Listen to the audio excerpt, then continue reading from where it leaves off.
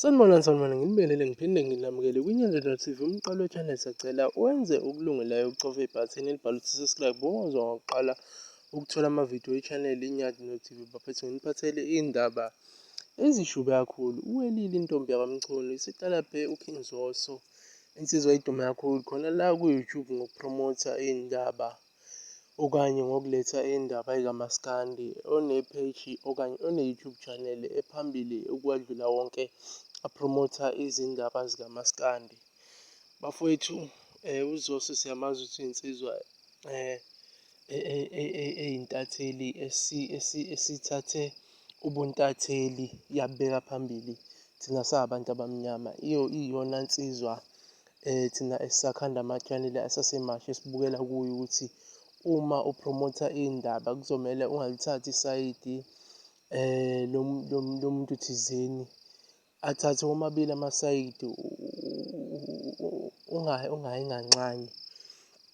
Siyakhumbula bafethu uKhuzani Mpumalanga ukhipha ingoma ethi angidlali nabafana, ingoma yakhona ethi ngena kulayini. Manje uwelile intombi yakwamchunu sitalabhe laphaya uZoso wathi manje nalamabala lawa ayangena yini kulayini.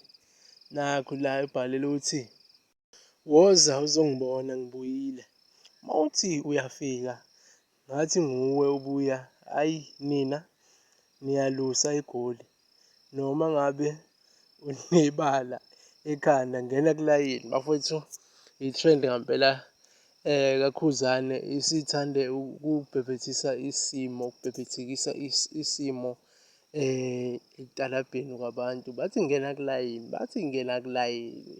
yonke into eyenziwayo kuthiwa ngena kulayini. Bafowethu-ke aningene kuma-comment section nikhomente ngale ntokazi le ukuthi le nto eyenzayo igadliwe kangempela noma iyayidlalela nje. Ngiyabonga.